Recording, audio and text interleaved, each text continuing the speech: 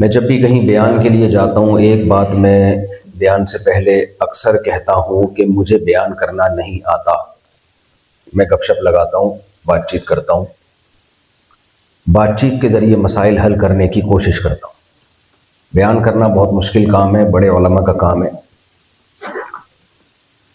تو چونکہ میں بیان نہیں کرتا، میں گپ شپ لگاتا ہوں، بات چیت کرتا ہوں، تو بات چیت میں آپ کو پتہ ہے بات بھی ہوتی ہے تو آگے سے چیت بھی ہوتی ہے، یعنی مطلب آگے سے رسپانس بھی چاہیے ہوتا ہے کہ آپ میرے ساتھ بات چیت میں شریک ہیں یا نہیں ہیں۔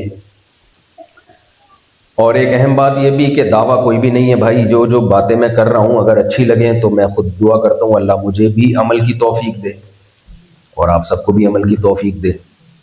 ہماری جو بہنیں یہاں بیٹھی ہوئی ہیں ان سے بھی میں گزارش کروں گا بہت لائٹ وے میں باتوں کو سنیں سمجھیں، اور مغرب کے بعد کویشچن اینڈ آنسر کا سیشن ہوگا تو کوئی بھی سوال ہو آپ نے بلا تکلف پوچھنا ہے، ڈرنا نہیں ہے، گھبرانا نہیں ہے۔ میرے پاس بم نہیں ہے، بندوق نہیں ہے، سر پہ سینگ نہیں ہے، کیونکہ لوگ مولانا لوگوں سے بعض دفعہ سوال پوچھتے ہوئے ڈرتے ہیں کہ یہ دائرہ اسلام سے نہ نکال دیں کہیں ہمیں۔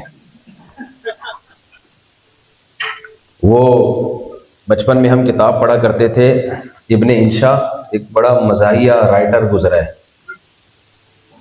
تو اس نے کتاب لکھی، اس کتاب میں ٹریگنومیٹری اور کرو ٹریگنومیٹری کے جب آیا نا اس پہ تو دائرہ بنایا، دائرے کی قسمیں ہوتی ہیں نا، تو اس نے کہا دائرے کی بہت ساری قسمیں ہیں، ان میں ایک قسم ہے اسلام کا دائرہ۔ اس میں ایک پگڑی پہن کے مولانا صاحب کو کھڑا کیا ہوا کارٹون بنا کے جو ڈنڈے سے لوگوں کو مار رہے ہیں، اور کہہ رہے ہیں یہ وہ دائرہ ہے جس میں پہلے زمانے میں لوگوں کو داخل کیا جاتا تھا، آج کل اس سے خارج کیا جا رہا ہے، نکالا جا رہا ہے، یہ بھی دائرہ اسلام سے خارج، وہ بھی دائرہ اسلام سے خارج۔ تو اس لیے جب سوال جواب کا سیشن ہوگا تو آپ نے کھلے بالکل، جو ہماری خواتین بیٹھی ہوئی ہیں یہاں وہ بھی، جو مرد حضرات بیٹھے ہوئے ہیں، آپ نے کھل کے سوال پوچھنا ہے جو آپ کے ذہن میں ہے۔ مجھے جواب آئے گا بتا دوں گا، نہیں آئے گا بولوں گا بھائی مجھے نہیں پتا اس کا جواب۔ دنیا میں کوئی ایسا نہیں ہے جس کو سب کچھ پتا ہے۔ میں نے جو قرآن کی آیتیں پڑھی ہیں، دیکھیں ہم سب کا اللہ پہ ایمان ہے، ہم اللہ کو مانتے ہیں۔ میری دنیا میں ٹریولنگ ہوتی ہے، ہمیں بہت سارے مذہب والے لوگ دنیا بھر میں ملتے ہیں، بدھسٹ بھی ملے، ان کی میں نے عبادت گاہوں کو دیکھا، ہندو بھی ملے، ان کی مندروں کو بھی جا کے دیکھا ہے، عیسائیوں کے چرچوں کو بھی دیکھا ہے۔ ہر شخص کسی نہ کسی مذہب کو، کسی نہ کسی رائے کو فالو کر رہا ہوتا ہے۔ بہت سے لوگ سمجھتے ہیں کہ ہم بھی کلچرل مسلم ہیں، ہمارے باپ دادا چونکہ مسلمان تھے تو ہم بھی کیا ہیں، مسلمان ہیں۔ جمعے کے دن ہم نے اپنے باپ دادا کو دیکھا کہ وہ ٹوپی پہنتے تھے تو ہم بھی کیا پہن لیتے ہیں، جمعے کے دن ٹوپی پہن لیتے ہیں۔ ہم بھی مسجد میں چلے جاتے ہیں تو وہ بھی مسجد میں چلے جاتے ہیں۔ نہ، ایسا نہیں ہے۔ اسلام میں اور دیگر مذہبوں میں بہت فرق ہے۔ اسلام کانفیڈنٹلی یہ دعویٰ کرتا ہے پوری طاقت اور پوری پاور کے ساتھ، ان الدین عند اللہ الاسلام۔ اگر آپ نے کسی مذہب کو فالو کرنا ہے، گاڈ، کریٹر، اللہ، خدا، اس کی نظر میں اسلام کے سوا کوئی اور ریلیجن، کوئی اور مذہب ایکسیپٹیبل نہیں ہے۔ میں سمجھا پا رہا ہوں اپنی بات؟ وہ کہہ رہے نہیں مانوں گا میں، اللہ کہہ رہے ہیں، اللہ کہہ رہے ہیں اسلام کے علاوہ کسی اور مذہب کو نہیں مانوں گا۔ وَهُوَ فِي الْآخِرَةِ مِنَ الْخَاسِرِينَ، آخرت میں تباہ ہو جاؤ گے۔ دنیا میں تو چل پڑے گا، سب چل رہے ہیں، سارے چل رہے ہیں، تم بھی چلے جاؤ، چل پڑو گے، کوئی مسئلہ نہیں۔ لیکن اگر اللہ کو خوش کرنا ہے تو اللہ کہتے ہیں میری نظر میں اسلام کے سوا کوئی راستہ تمہارے پاس نہیں ہے، اور اللہ صرف اور صرف اسلام ہی کو سیدھا راستہ کہتا ہے۔ اسلام کے علاوہ جتنے راستے ہیں ان میں سے کسی کو بھی سیدھا راستہ نہیں مانتا اللہ تعالیٰ۔ تو اس لیے یہ اتنا ہلکا مسئلہ نہیں ہے کہ ہم اسلام کو فالو کرتے ہیں چونکہ ابا مسلمان، اماں مسلمان، دادی نانی جو پہلے زمانے میں ہوا کرتی تھیں، آج کل دادی بننے سے پہلے ہی فوت ہو جاتی ہیں خواتین، اور مرد دادا بننے سے پہلے فوت ہو جاتے ہیں، دیر سے شادیاں ہوتی ہیں، دادے مارکیٹ سے شارٹ ہو گئے ہیں۔ دیر سے شادیوں کے جو نقصانات ہیں نا، ان میں ایک بہت بڑا نقصان کیا ہے، دادا دادی کی خوشیاں ہم سے فیملی پلاننگ والوں نے چھین لی ہیں، تو خاندان پریوار سب ختم، مارکیٹ سے سب کیا ہو رہا ہے، شارٹ، خاندان سمٹ رہے ہیں، انڈیویجولزم، ہر آدمی کی انڈیویجول لائف ہے، انفرادی، بس یہ اس پہ تو پھر کبھی میں انشاءاللہ بات کروں گا اور رپورٹ پیش کروں گا انشاءاللہ۔ تو ہمارے پاس اسلام کے علاوہ کوئی آپشن ہے نہیں۔ وجہ کیا ہے؟ اسلام کا یہ دعویٰ ہے کہ انسان کے لیے سیدھا راستہ جو گائیڈنس ہے وہ میرے علاوہ کسی اور کے پاس نہیں ہے۔ آپ کو پتہ ہے دعویٰ کرنے پر گورنمنٹ کی طرف سے کوئی پابندی ہوتی ہے؟ کوئی بھی کسی کچھ بھی دعویٰ کر سکتا ہے۔ آپ کہہ سکتے ہیں بھائی اسلام نے بھی دعویٰ کر دیا کہ گائیڈنس صرف اور صرف اسلام کے پاس ہے، جو صحیح دین ہے وہ صرف محمد صلی اللہ علیہ وسلم لے کر آئے ہیں۔ تو یہ دعویٰ برائے دعویٰ ہے یا اس کے پیچھے کوئی دلیل بھی ہے؟ بہت سارے دلائل ہیں، لیکن اگر آپ اسلام کی تعلیمات کو دیکھتے ہیں تو خدا کی قسم لا الہ الا اللہ، اسلام کی تعلیمات بتاتی ہیں کہ جس مذہب کی یہ تعلیمات ہوں وہی خدا کی طرف منسوب ہو سکتا ہے۔ جتنے مذاہب اسلام کے سوا ہیں، اسلام کے علاوہ ہیں، ان کی تعلیمات اسلام کے ٹکر کی نہیں ہے۔ اس لیے میرے اور آپ کے پاس سیدھے راستے پہ چلنے کے لیے اسلام کے سوا کوئی آپشن نہیں ہے۔ کیوں نہیں ہے؟ قرآن نے اس مضمون کو بیسیوں انداز سے مختلف جگہوں پہ بیان کیا ہے۔ ایک تو وہ آیت ہے جو میں نے پڑھی، اس سے زیادہ آسان آیت پہلے میں آپ کے سامنے پڑھتا ہوں۔ اللہ کہتے ہیں وَكَذَلِكَ جَعَلْنَاكُمْ أُمَّةً وَسَطًا، ہم نے تم کو ایک بیلنس امت بنایا ہے، معتدل امت بنایا ہے۔ دنیا میں ہر چیز میں اعتدال بری چیز ہے یا اچھی چیز ہے؟ بولو نا یار، آپ ایکسٹریم پہ چلے جاتے ہو کسی ایک لیول پہ، یہ اچھا کام ہے؟ مثال کے طور پر ایک آدمی صحت بنانے کی فکر کر رہا ہے، اب کیا کر رہا ہے وہ؟ اتنی زیادہ فکر کہ آکسیجن کا سلنڈر لے کے گھوم رہا ہے اپنے ساتھ، کہیں غلطی سے بھی کاربن ڈائی آکسائڈ پیٹ میں نہ چلی جائے۔ ایسے لوگ بھی وہمی ہیں۔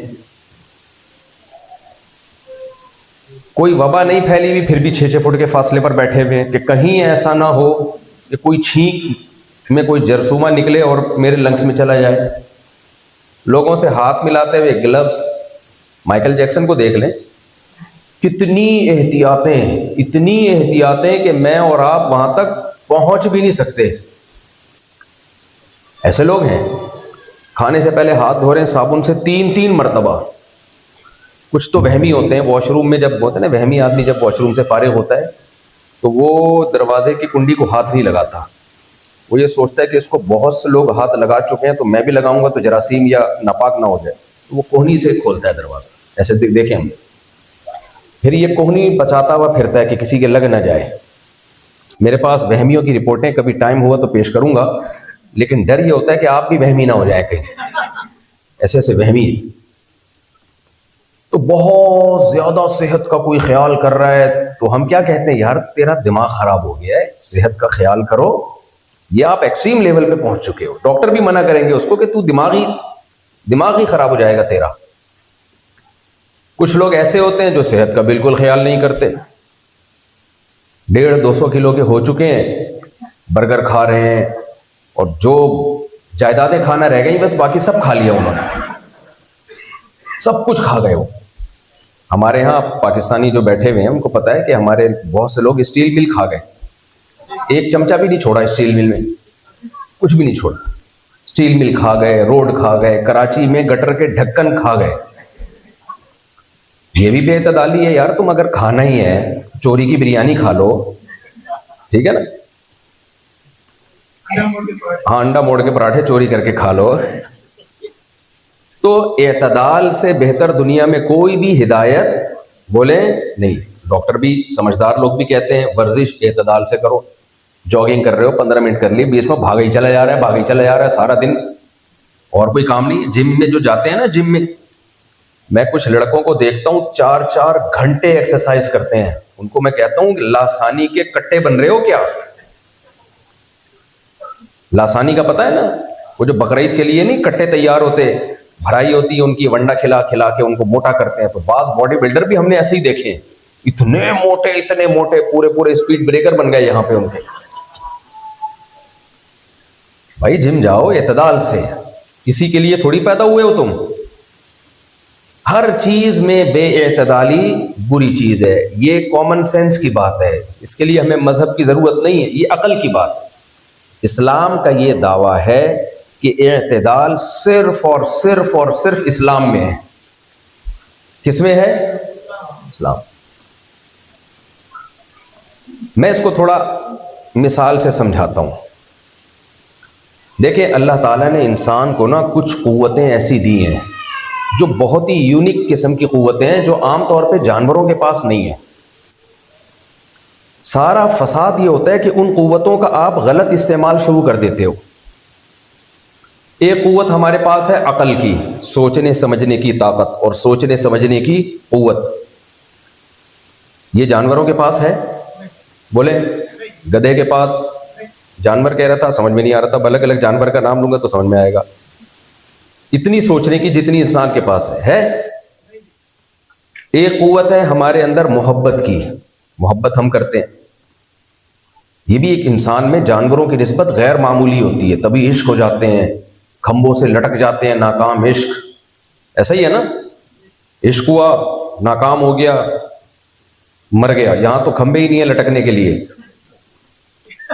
ہماری گورنمنٹ نے ہمیں یہ سہولت دی ہوئی ہے کہ کوئی اگر لٹکنا چاہے, مرنا چاہے, تو بارش کے دنوں میں کراچی کے کھمبوں سے صرف قریب سے گزر جائے, کھمبا خود آگے بڑھ کے گلے لگائے گا. یہ پیکج آپ کے پاس یہاں کینیڈا میں ہے نہیں ہے. اللہ نہ کرے کسی کا مرنے کا ارادہ ہو تو ہمارے پاس بہت آسان پیکج ہے, ٹھیک ہے, یہاں بہت مشکل ہے. تو یہ بھی ایک انسان کے اندر قوت ہے, محبت کی, عشق کی. یہ بھی ایک قوت ہے. ایک قوت اللہ نے انسان میں شہوانی قوت رکھی ہے, مرد کا عورت کی طرف میلان, عورت کا مرد کی طرف میلان. اس کو قوت شہوانیہ کہتے ہیں, شہوت. تو یہ اور بہت ساری قوتیں, لیکن بیسک قوتیں, قوت غضب, غصہ, یہ بھی ایک طاقت ہے انسان میں کہ یہ ساری قوتیں انسان سے وہ کام کروا دیتی ہیں کہ اگر یہ جذبہ اور قوت نہ ہوتی تو انسان کام نہ کرتا. بعض دفعہ سامنے والا طاقتور ہوتا ہے, آپ سے لڑ رہا ہوتا ہے, آپ نہیں لڑ سکتے, لیکن آپ کو غصہ آیا اور غصے میں رکھ کے لگا دیا آپ نے اس کو, وہ غصہ آپ سے وہ کام کروا لیتا ہے. تو غضب بھی کیا ہے, انسان کے اندر ایک طاقت اور, جملہ مکمل کریں نا, قوت ہے انسان کے اندر. ساری دنیا میں جو فسادات ہیں نا دنیا میں, وہ انہی قوتوں کے غلط استعمال کی وجہ سے. یا تو قوت عقل کا استعمال ہوگا ہی نہیں, بعض لوگ عقل اور کھوپڑی سرے سے استعمال کرتے ہی نہیں ہیں, اور بعض اتنی کرتے ہیں کہ جو چیز ان کی عقل سے باہر ہے وہاں بھی عقل کا استعمال کرنا شروع کر دے, اللہ سے آگے نکلنا شروع کر دیتے عقل میں. دنیا میں بہت سارے قوانین ایسے بن رہے ہیں جو آدمی کہتا ہے یار یہ عقل مند لوگ بنا رہے ہیں, لیکن ان کو کھوپڑی کو ہو گیا ہے, یہ بنا کیسے رہے ہیں؟ وجہ کیا ہے کہ وہ قانون سازی میں عقل کا استعمال کرتے ہیں, لیکن اس عقل کو استعمال کرنے میں اللہ سے آگے نکل جاتے ہیں. تو اسلام نے کیا کیا ہے, آپ کی قوت عقلیہ, قوت شہوانیہ, قوت غضبیہ, قوت محبت, ان تمام قوتوں کو ایک اعتدال کا راستہ دکھا دیا ہے کہ یہاں عقل استعمال کرنی ہے, یہاں عقل استعمال بولے نہیں کرنی. کچھ لوگوں نے کیا کیا, قوت شہوانیہ, کچھ مذاہب ایسے دنیا میں آئے, انہوں نے کہا یہ قوت شہوانیہ کو استعمال ہی نہیں کرنا. آج بھی بہت سارے مذاہب ایسے ہیں جو ساری زندگی نکاح نہیں کرتے, ان کے جو پیر و مرشد ہوتے ہیں اور اس کی ڈی موٹیویٹ کرتے ہیں. جنگلوں میں زندگی گزاری, اور کچھ قومیں دنیا کی ایسی ہیں انہوں نے ان خواہشات کے گرد کوئی لکیر ہی نہیں رکھی، حلال اور حرام کا فرق کیا کر دیا، بولے ختم، جس سے فیملی سسٹم کی ایسی کی تیسی ہو، پتہ ہی نہیں چل رہا جمشید کا بچہ ہے، غفار کا بچہ ہے، وسیم کا بچہ ہے، پتہ ہی نہیں چل رہا، بے لگام۔ اسلام نے کیا کیا، اس کو بیلنس، یہ نہیں کہ بھائی تم نکاح سے دور بھاگو، مرد اور عورت کو اللہ نے ایک دوسرے کے لیے پیدا کیا ہے، دور رہنے کے لیے پیدا نہیں کیا، لیکن بیلنس کیا ہے، ایک طریقہ ہے، انسان ہو، گدھے گھوڑوں کی طرح مت کرو، انسان ہو۔ نکاح اور میرج سسٹم کو اسلام نے پروموٹ کیا ہے تاکہ خاندان وجود میں آئے، ابا، چاچا، ماموں، خالہ، پھپھو، یہ پورا ایک نظام ہے۔ ہمارے ایک استاذ 98 یا 96 میں UK گئے تو ایک انگریز کے گھر میں گئے، دیکھا اس کے گھر میں 4 کتے، 4 کیا تھے، کتے۔ کہتے ہیں میں گھر میں گیا تو مجھے بڑی وحشت سی ہوئی کہ یار ایک بندہ 4 کتے لے کے بیٹھا ہوا ہے۔ کہتے ہیں میں نے کہا تمہارے بچے کہاں ہیں؟ مارکیٹ سے شارٹ۔ بچے نہیں ہیں بھائی، گرل فرینڈ تھی once upon a time, market سے کیا ہو گئی، شارٹ۔ تو کہتے ہیں میری اس سے گپ شپ شروع ہوئی کہ یار تم ان کتوں سے دل بہرا رہے ہو۔ پھر کہتا ہے، وہ کہتے ہیں مجھے اس گورے نے کہا کہ مجھے مسلمانوں کا فیملی سسٹم بہت اچھا لگتا ہے، ان کا کوئی مر جاتا ہے سارے رشتہ دار آتے ہیں اور دعوتوں میں اکٹھے ہوتے ہیں وغیرہ وغیرہ۔ تو قوت شہوانیہ کا اعتدال سے استعمال، نکاح حلال اور زنا بولو حرام کر دیا، نہ تو ان مذہبی جنونیوں کی طرح راہب بنا دیا ہمیں کہ جنگلوں میں نکل جاؤ بس سب کچھ چھوڑ چھاڑ دو۔ اسی طرح قوت غضبیہ، قوت غضب، غصہ، اس کی لمٹ ہے، کہاں غصہ جاری کرنا جائز اور کہاں غصہ جاری کرنا ناجائز۔ کچھ بڑے صوفی ٹائپ کے لوگ ہوتے ہیں، وہ کہتے ہیں غصہ آنا ہی نہیں چاہیے انسان کو، یہ اسلام کی تعلیمات نہیں ہے، یہ ہو نہیں سکتا کہ آپ کو غصہ آئے نہیں۔ اگر آپ سوسائٹی میں رہتے ہیں غصہ آئے گا، اسلام نے باؤنڈری کھینچی ہے، جائز غصہ اور حرام غصہ۔ غصہ برداشت کرنا، آپ اپنے بڑے پہ غصہ نہیں نکال سکتے، اپنے ماں باپ پہ غصہ بولے نہیں نکال سکتے، آپ اپنے بڑوں پہ، اپنے خاندان کے بزرگوں پہ غصہ جاری نہیں کر سکتے۔ ماتحتوں پہ اگر وہ کمزور ہیں تو نبی نے فرمایا غصے کا گھونٹ پیو گے۔ قرآن نے اہل جنت کی صفات بیان کی ہیں، وَالْكَاظِمِينَ الْغَيْظَ، ایمان والے غصے کے کڑوے گھونٹ کو پیتے ہیں۔ آج نوجوانوں میں ایسی نسل آ رہی ہے، وہ کہتے ہیں مجھے جب غصہ آتا ہے نا میری تو کھوپڑی آؤٹ ہو جاتی ہے۔ لوگ کہتے ہیں ماشاءاللہ یار یہ بڑا بہادر ہے، یہ بہادر نہیں ہے، یہ گدھا ہے۔ اسے کیا کہتے ہیں؟ اسلام نے بتایا غصے میں کھوپڑی آؤٹ ہونا کمال نہیں ہے۔ لیس الشدید بالسرعہ، نبی نے فرمایا وہ پہلوان نہیں ہے جو رنگ میں اور میدان میں دوسرے کو پچھاڑ دے۔ فرمایا انما الشدید الذی یملک نفسہ عند الغضب، پہلوان وہ ہے جو غصے میں اپنے آپ کو قابو میں رکھے، غصے میں اپنے آپ کو قابو میں رکھے۔ تو قوت غضبیہ کو کنٹرول صرف اور صرف کون کرتا ہے؟ اسلام۔ آپ کہہ سکتے ہیں نہیں بھائی اسلام کے علاوہ قوتیں بھی قوت غضبیہ کو کنٹرول کرتی ہیں۔ کیسے کنٹرول کرتی ہیں؟ دیکھو ایئر ہوسٹس کو کبھی غصہ آیا؟ بولو، میرے بہت سفر ہو چکے ہیں جہازوں میں، میں نے کبھی کسی ایئر ہوسٹس کو غصے میں بولو نہیں دیکھا، آپ نے بھی نہیں دیکھا ہوگا۔ تو وہ تو بڑی کنٹرولنگ سسٹم تو بڑا مضبوط ہے ان کا۔ جب PI والے کر جاتے ہیں غصہ، اچھا تو دیکھو یہ آپ کو اعتدال لگ رہا ہے۔ اسلام اس غصے کو معتدل غصہ اس وقت کہتا ہے جب وہ اپنے ابا اور اماں کے ساتھ یہ سلوک کرے جو وہ مسافروں کے ساتھ کر رہی ہے سلوک۔ وہ تو تنخواہ کا حصہ ہے نا۔ ابا پہ غصہ جاری کرنے میں آپ کا کوئی نقصان نہیں ہے اور غصہ پی جانے میں آپ کو کوئی فائدہ نہیں ہے۔ اس موقع پہ غصہ کنٹرول کرنا اللہ کی رضا کے لیے، یہ ہے قوت غضبیہ میں اعتدال۔ سمجھ میں آ رہی ہے بات کہ نہیں آ رہی؟ باس کے سامنے تو معذرت کے ساتھ آپ پڑھے لکھے لوگ ہیں, ایسے ابیوزو لینگویج یوز نہیں کرنی چاہیے. آپ کے باپ کو بھی غصہ برداشت کرنا ہے, کر دی میں نے, سوری کر لیتا ہوں.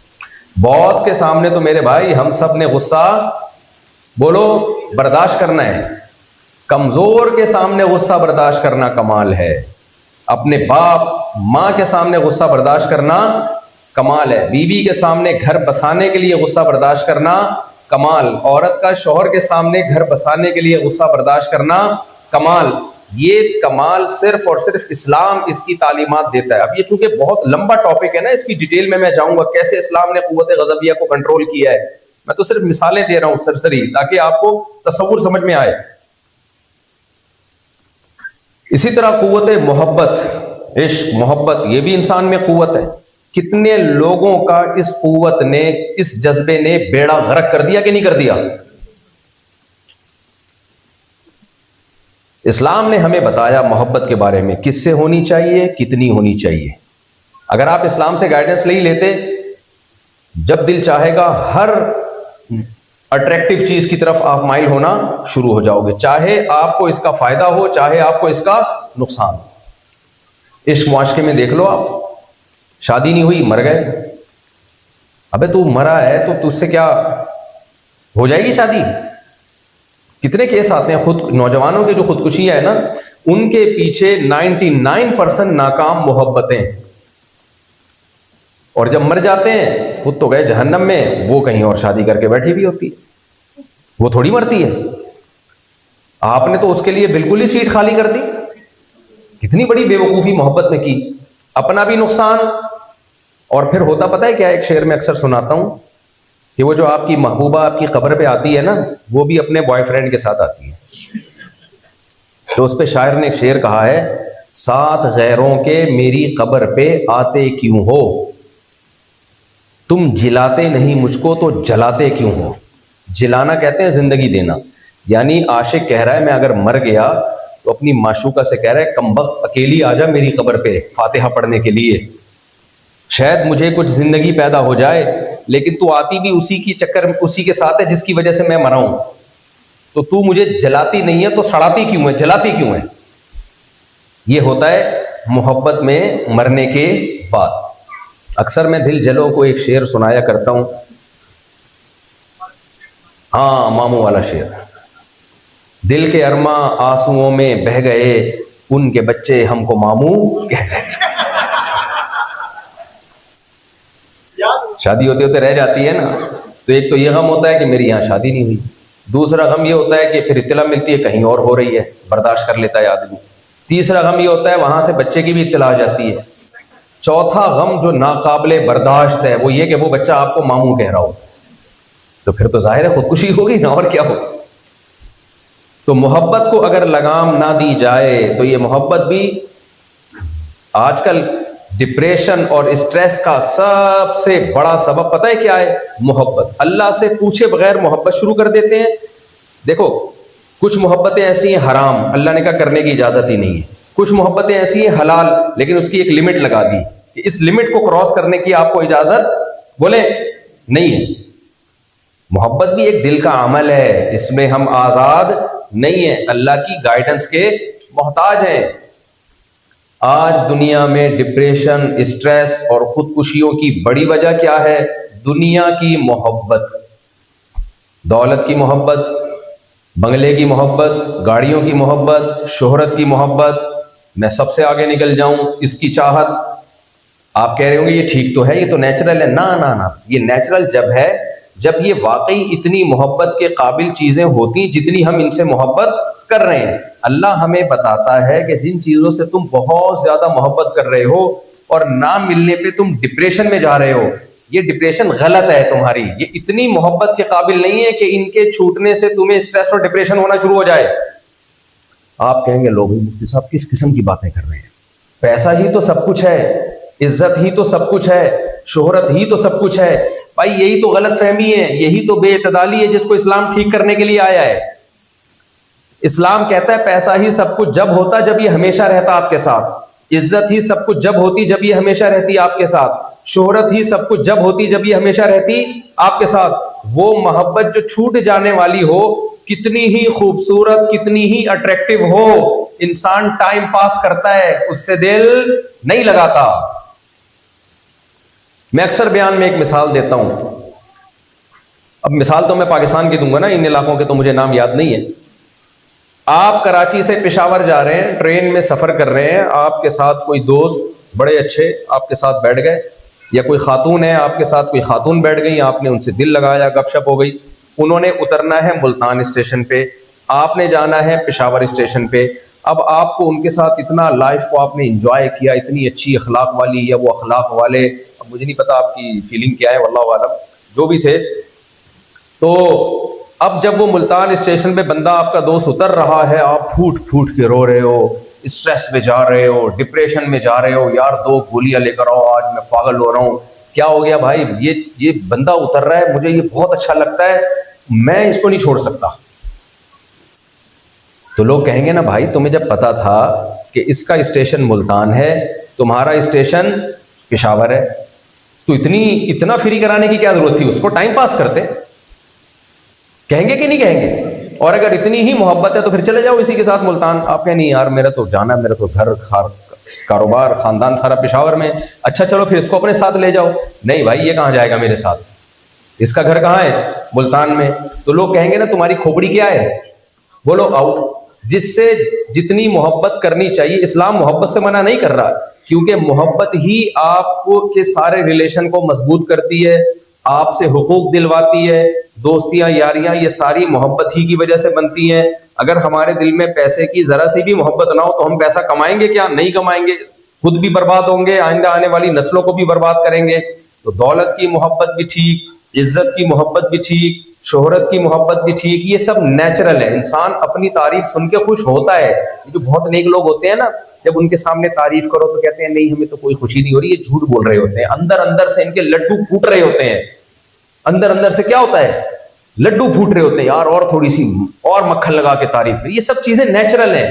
اخبار میں جب انسان اپنا نام دیکھتا ہے خوش ہوتا ہے، یوٹیوب پہ اپنا کوئی تعارف دیکھتا ہے خوش ہوتا ہے. یہ سب چیزیں نیچرل ہیں. لیکن اسلام کہتا ہے ان تمام محبتوں کو، چاہتوں کو اعتدال میں لے کر آؤ، لمٹ کو کراس کرنے کی کوشش نہ کرو. اگر ہم اللہ اس کے رسول صلی اللہ علیہ وسلم کو، اسلام کو فالو نہیں کرتے تو 100% یہ لمٹ کراس ہوگی، کیونکہ لمٹ میں لانے کا کام پیغمبر کرتے ہیں. تو جو پیغمبروں کی تعلیمات کو نہیں مانتے وہ ان محبتوں میں لمٹ میں بولو نہیں رہتے. جب لمٹ میں نہیں رہتے تو یہ زہر بن کے کھاتی ہیں پھر آپ کو.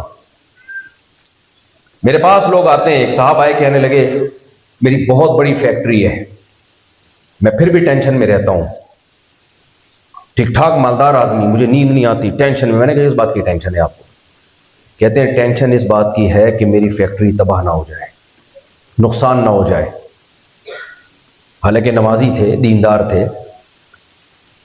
میں نے کہا آپ فرض کر لو تباہ ہو گئی، فرض کر لو، بولو تباہ ہو گئی. کہہ رہے ہیں تو بڑا برباد ہو جاؤں گا. میں نے کہا کیا ہو جائے گا؟ برباد کیا ہو جاؤ گے آپ؟ کیا ہو جائے گا بھائی اگر آپ کی یہ فیکٹری تباہ ہو گئی تو کیا ہو جائے گا؟ کہہ رہے ہیں تو کاروبار لٹ گیا، سب برباد. میں نے کہا تو برباد ہو کے ہوگا کیا؟ انجام کیا ہوگا یہ تو آپ خود بتائیں نا، میں کیوں بتاؤں گا؟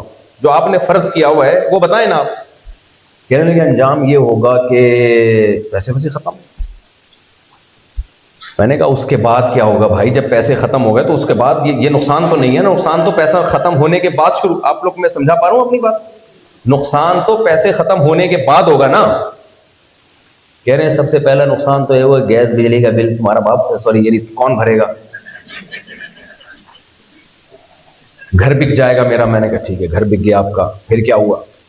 کہہ رہے بیوی بچے بھاگ جائیں گے، بھگا دو. میں نے کہا پھر کیا ہوا؟ میں نے کہا پھر کیا ہوگا؟ کہہ رہے ہیں پھر میں کہیں چھوٹی موٹی جاب کروں. میں نے کہا جاب چھوڑو، ٹماٹر بیچو گے آپ.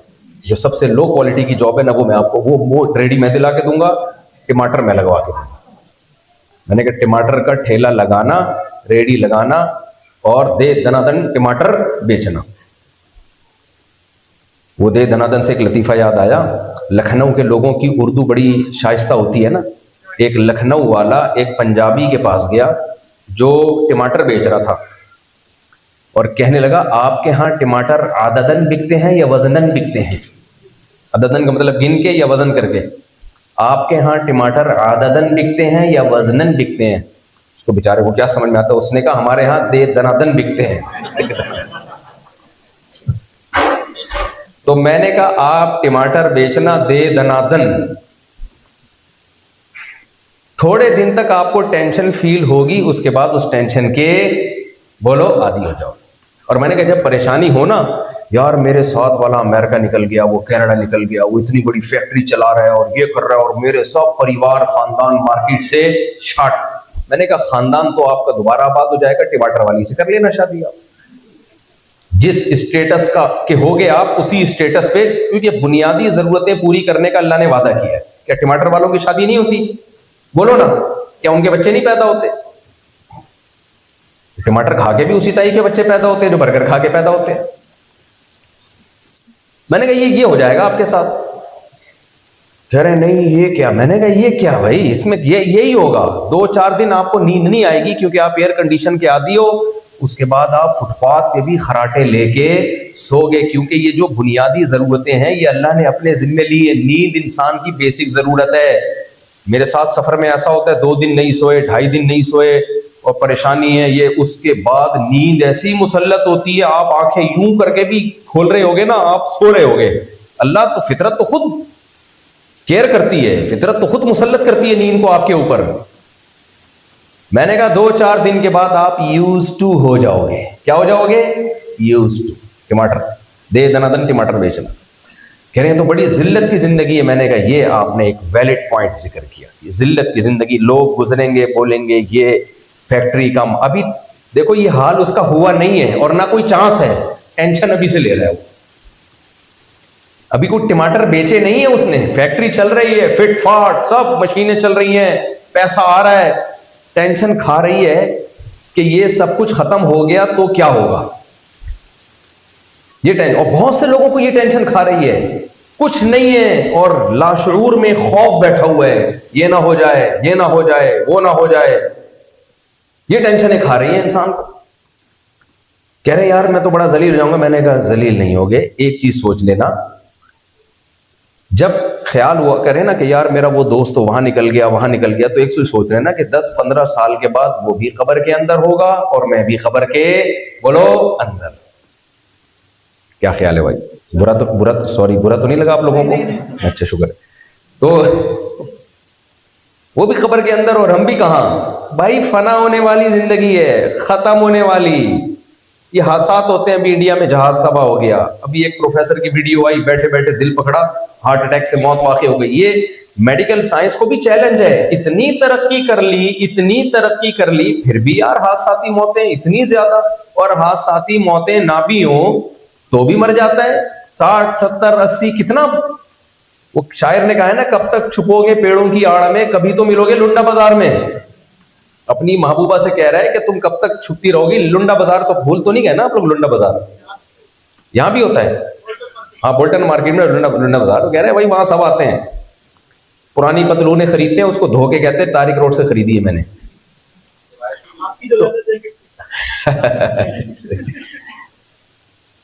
تو بھائی یہ دنیا دل لگانے کی جگہ نہیں ہے. اس کو اتنا فری مت کراؤ جتنا ہم نے فری کرا لیا ہے. ہم نے بہت زیادہ لفٹ کرا لیا ہے اس کو. پیسہ بھی کماؤ، عزت شہرت سب چیزیں ٹھیک ہیں، لیکن اس پہ ایک لیبل لگا ہوا ہے فنا کا.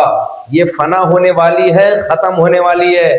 جو فنا ہونے والی چیزیں ہوتی ہیں ان کو لفٹ تو کرایا جاتا ہے، زیادہ لفٹ بولو نہیں کرایا جاتا. اب آپ کے ساتھ کوئی جہاز میں سفر کر رہا ہے، اس نے اترنا ہے کہیں اور، آپ نے پھر دوسری فلائٹ بدل کے آگے جانا ہے، آپ نے دل دے دیا اس کو.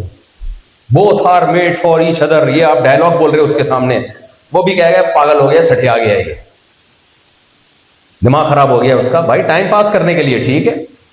آپ بزنس کلاس میں سفر کر رہے تھے، آپ کو اتنا اچھا لگا، اتنا خوبصورت غریب آدمی تھا، اس کو کسی نے بلایا بزنس کلاس میں. اب وہ دیکھ رہے یار ایئر ہوسٹس کا سلوک اتنا اچھا سلوک. بزنس کلاس میں الگ سے اس کی تنخواہ زیادہ ہوتی ہے، اس کا سلوک اور زیادہ اچھا.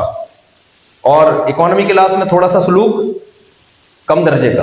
اور W11 میں آؤ گے تو سلوک نام کی کوئی چیز ملے گی نہیں. آپ بس ہے نا کراچی کی، کنڈکٹر کیسے بات کرتا ہے، جتنی بھری ہوئی بس ہو نا، جنہوں نے کراچی کی بسوں میں سفر کیا ان کو پتہ ہے، جتنی بھری ہوئی بس ہو یہ معجزہ ہے، کنڈکٹر اس میں نیا بندہ چڑھا دے گا، وہ کبھی نو نہیں کرے گا. اور کمال کی بات ہے کہ اس دروازے سے چڑھائے گا، اگلے دروازے سے اتارے گا، کرایہ بھی لے گا، اور خود بھی یہاں سے چڑھے گا، اگلے دروازے سے اترے گا. اور ہر شخص کا موبائل چوری ہوگا، جیب کٹے گی، کنڈکٹر کا موبائل بھی جیب نہیں کٹتی اس کی. یہ معجزے کہاں ہوتے ہیں؟ ہمارے کنٹری میں ہوتے ہیں. خیر، تو یہ جو قوت معتدل ہے نا، محبت اعتدال سے. کس سے؟ اعتدال سے.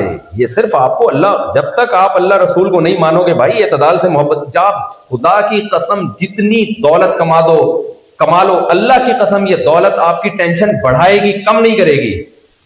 کیونکہ جو چیز ہوتی ہے اس سے محبت بڑھتی ہے، جو چیز نہیں ہوتی اس سے محبت نہیں ہوتی. آپ اگر گدھا بھی پال لو نا چند دن کے لیے، آپ کو اس گدھے سے بھی محبت ہو جائے گی. تو پیسہ تو بڑی اٹریکٹیو چیز ہے، آپ کچھ وقت کے لیے اپنے پاس رکھو.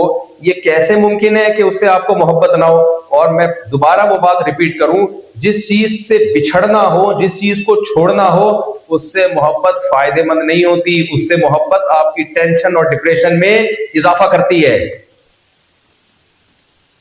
یہ تو اضافہ کرے گی. ایک شاعر ہے حضرت کعب بن زہیر رضی اللہ تعالی عنہ، یہ زمانہ جاہلیت میں اسلام کے خلاف بہت حجو کیا کرتے تھے، بہت مخالفت کیا کرتے تھے.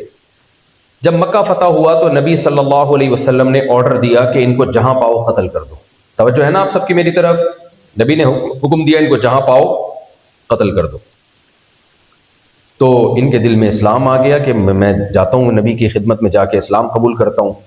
تو یہ نبی صلی اللہ علیہ وسلم کے سامنے آ کے بیٹھ گئے. آپ صلی اللہ علیہ وسلم کی عادت نہیں تھی کوئی سامنے آ کے بیٹھا ہو تو اس کے قتل کے آرڈر جاری کریں، کیونکہ یہ اخلاق نبوی کے بہرحال خلاف تھا.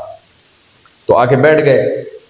اب چونکہ اسلام قبول کرنا چاہتے تھے، عربوں کی عادت تھی کہ جب بھی کوئی نیا کام کرنے جاتے یا شاعری کرتے، ان کا ارادہ تھا نبی صلی اللہ علیہ وسلم کی شان میں نعتیہ اشعار پیش کرنا. آج تک ساری زندگی اسلام کی مخالفت میں اشعار پڑھے تھے، انہوں نے کہا آج میں نبی کی شان میں اشعار پڑھتا ہوں.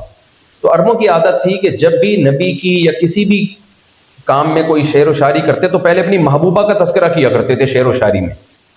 اسلام نے اس عادت کو ختم کیا اور اسلام نے کہا خطبے سے کوئی بات شروع کیا کرو، نحمدہ ونصلی علی رسول الکریم. لیکن چونکہ یہ بھی نئے نئے مسلمان ہو رہے تھے تو ان کو نبی نے اسی جاہلیت کی رسم پہ تنبیہ نہیں کی کہ اسلام لائیں گے تو خود ہی ٹھیک ہو جائیں گے. تو انہوں نے اپنی محبوبہ کے قصے شروع کر دیے.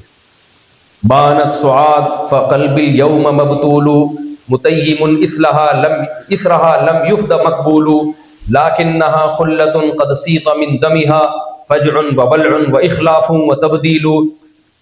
وہ کہنے لگے سعادہ جو میری محبوبہ تھی، مارکیٹ، میں اپنی زبان میں ترجمہ کرتا ہوں نا، مارکیٹ سے کیا ہو گئی؟ شارٹ.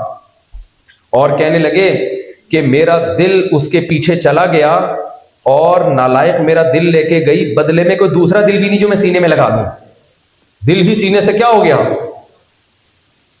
شارٹ ہو گیا.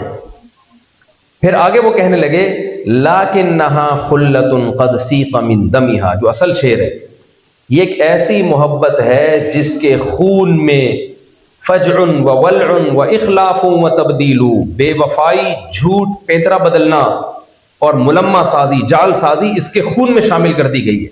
تو صوفیاء کرام جتنے بھی گزرے ہیں نا، وہ اس شعر کو دنیا کی محبت پہ فٹ کرتے ہیں کہ دنیا سے محبت ایک ایسی چیز ہے، دنیا آپ کو بڑی اٹریکٹیو نظر آتی ہے لیکن اس کے خون میں دھوکہ ہے، آپ کو ایک بلندیوں تک پہنچا کے ایسا پٹکتی ہے کہ آپ دیکھتے رہ جاتے ہیں. کتنے بڑے بڑے لوگوں کو دیکھو، موت تو ایک ایسی حقیقت ہے جس کا کوئی بھی انکار نہیں کر سکتا. جیسے جیسے آپ کی عمر بڑھتی ہے بڑھاپا آنا شروع. آپ کے پاس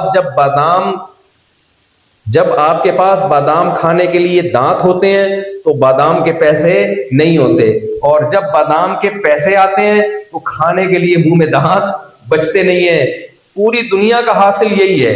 دیکھو مائیکل جیکسن سے عبرت حاصل کیا کرو، کتنے ٹکٹ بکے تھے اس کے، کتنا بڑا شو ہونے والا تھا اس کا، اور ایسا 50 سال کی عمر، مجھ سے بھی کم عمر تھا، کتنا صحت کا خیال کیا اس نے.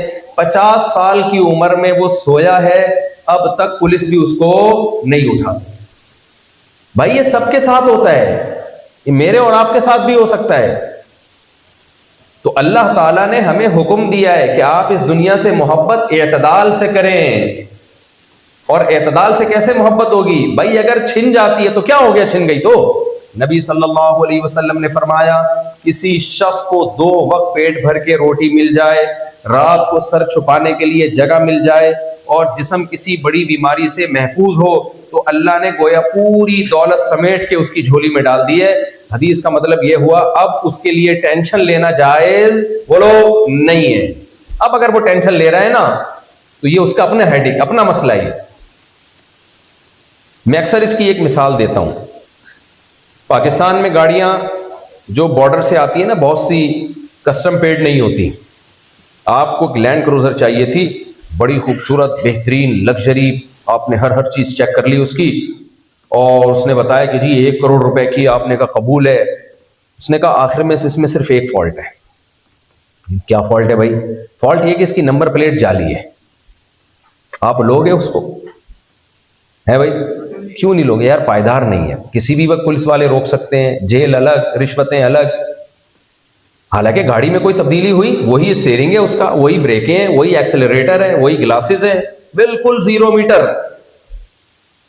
فالٹ کیا ہے بھائی؟ پائیدار نہیں ہے, کسی بھی وقت چھینی جا سکتی ہے. آپ کہو گے بھائی ایک مجھ سے لے لے, مجھے یہ نہیں پہنا گاڑی, مجھے نہیں چاہیے. جیسے نان کسٹم گاڑی کسی بھی وقت چھینی جا سکتی ہے, تو یہ ہماری صحتیں, ہماری گاڑیاں, ہماری دولت, ہماری نیشنلٹی, یہ بھی نان کسٹم ہے. اللہ تعالیٰ ہم سے کسی بھی ٹائم پہ یہ تمام کی تمام چیزیں چھین سکتا ہے. تو جب اللہ چھین سکتا ہے تو پھر دل لگانے کی چیزیں بولو نہیں ہے. یہ تو محبت اعتدال سے یہ بھی کون سکھاتا ہے؟ بولے نا, اسلام سکھاتا ہے. اگر آپ اسلام کو فالو نہیں کرتے, اسی طرح ایک قوت اللہ نے ہمیں دی, عقل. یہ جو میں نے آیت پڑھی ہے نا, فَأَمَّا مَنْ طَغَى وَآثَرَ الْحَيَاةَ الدُّنْيَا, اس میں بھی یہی مضمون اللہ نے بیان کیا. دیکھو دنیا میں کچھ مذہب ایسے ہیں جو کہتے ہیں اپنی خواہشات کو پورا ہی مت کرو. آپ نے یوٹیوب پہ دیکھے ہوں گے, کپڑے ہی نہیں پہنتے اور نہاتے ہی نہیں ہیں, کیونکہ نہانے سے انسان خوش ہوتا ہے, نہ نہانے سے تکلیف میں, تو وہ اپنے آپ کو تکلیفوں میں ڈالتے ہیں. کچھ مذاہب ایسے ہیں پوری زندگیاں گوشت نہیں کھائی انہوں نے, گوشت نہیں کھایا انہوں نے, اپنے آپ کو مصیبت میں ڈالا ہوا ہے. اور کچھ ایسے ہیں جو بے لگام خواہشات, شراب بھی پی رہے ہیں, چرس بھی پی رہے ہیں بھائی, اور بہت سارے جو ان کے دل میں آتا ہے وہ کرنے کی کوشش کرتے ہیں. تو یہاں بھی اسلام نے ہمیں اعتدال سکھایا. دیکھو ہر خواہش ایسی نہیں ہے کہ اس کو پورا کیا جائے, اور ایسا بھی نہیں ہے کہ ساری خواہشات قربان کر دو. اتنا بہترین اصول اور ضابطہ بیان کیا, کلوا من الطیبات واعملوا صالحا. کھاؤ بھی پاکیزہ, ایوائڈ کرنے کی ضرورت نہیں ہے, پاکیزہ چیزیں کھاؤ, اور اعمال بھی کیسے کرو؟ پاکیزہ اعمال. خواہشات بھی وہ پوری کرو جو حلال خواہشات ہیں, حرام سے بچو. تبھی قرآن میں یہ آیت ہے فَأَمَّا مَنْ طَغَى, اللہ کہتے ہیں جس نے سرکشی کی, وَآثَرَ الْحَيَاةَ الدُّنْيَا, کتنی خواہشات پوری کرنی ہے. اللہ نے کہا دیکھو کچھ خواہشات ایسی ہیں جن کو پورا کرنے سے آخرت کا کوئی نقصان نہیں ہوتا, اور کچھ خواہشات ایسی ہیں جن کو پورا کرو گے تو آخرت تم سے روٹھ جائے گی. تو جس نے آخرت کو بچا لیا, دنیا کی خواہش کو قربان کر دیا, وہ کامیاب ہے. اور جس نے دنیا کی خواہش کو فوکس کر کے آخرت کی خواہش کو خراب کر دیا, وہ اللہ کی نظر میں ناکام ہے. تو یہ اعتدال بھی بھائی کس نے بتایا ہے ہمیں؟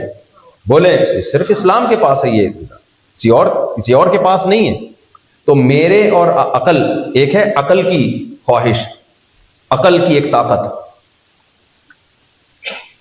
کتنے لوگوں نے عقل سے کام لے کے ایسی بے عقلی کے قوانین پاس کیے ہیں کہ انسان ماتم کرنے کا دل چاہتا ہے کہ کیا ہے تم نے.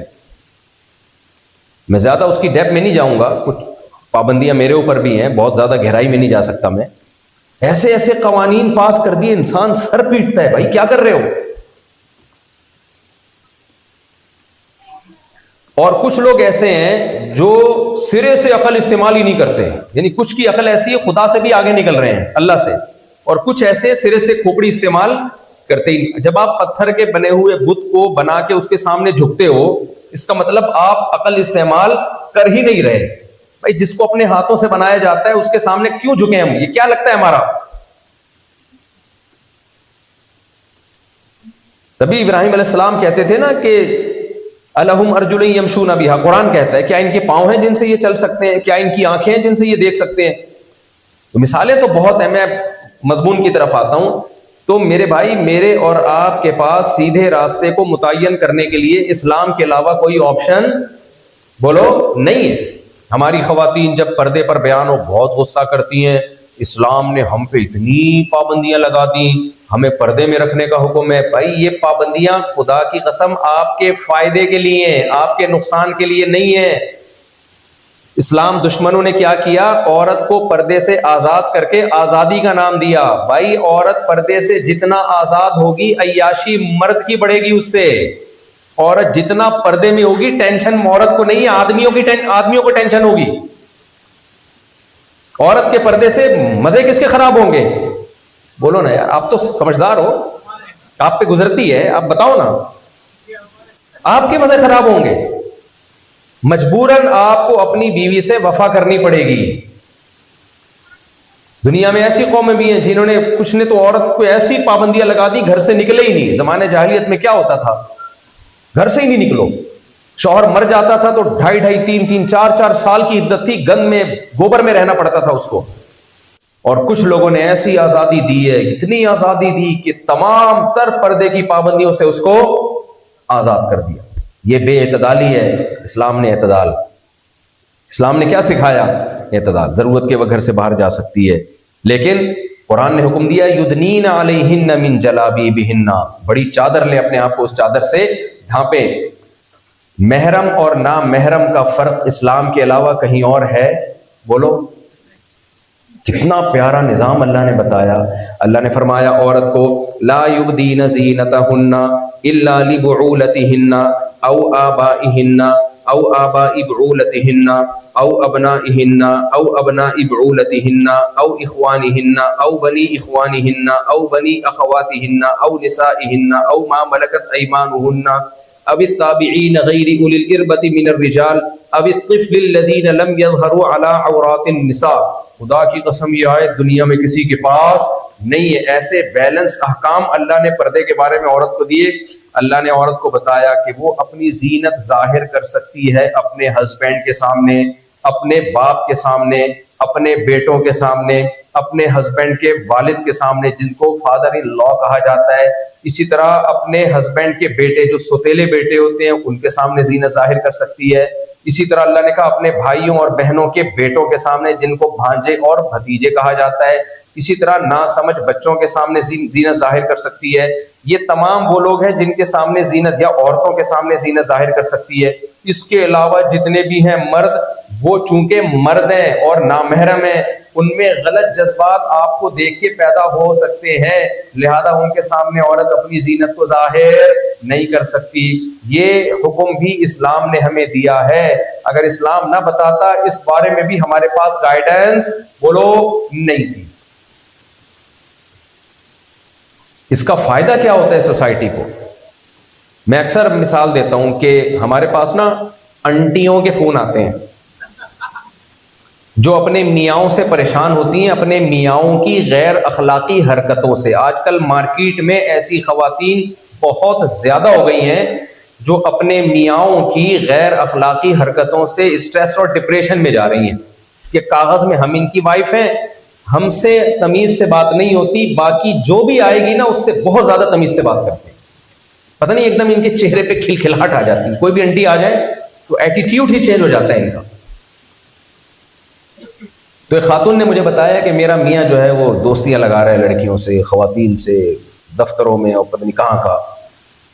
میں نے ان سے کہا دیکھیں آپ کیا جب رشتہ آیا ہوگا کسی مذہبی گھرانے سے جو نظر جھکانے والا، شریف شرفا، حاجی نمازی، تو آپ نے یہ کہہ کے ریجیکٹ کر دیا ہوگا ہمیں مولویوں سے نہیں، کیونکہ یہ ہم پہ پابندیاں لگائیں گے. پردہ کرو، نماز پڑھو، تلاوت کرو، اسٹار پلس کیوں دیکھ رہی ہو، پتہ نہیں پرانا ہو گیا نیا ہے. یہ کیوں دیکھ رہی ہے، وہ لگائے گا ہم پہ پابندی. اس لیے ہمیں کوئی بولڈ براڈ مائنڈیڈ قسم کا ہسبینڈ چاہیے. میں نے کہا ایسا ہی ہوا تھا، کہنی بالکل 100% صحیح کہا، ایسا ہی تھا. میں نے کہا مل گیا آپ کو.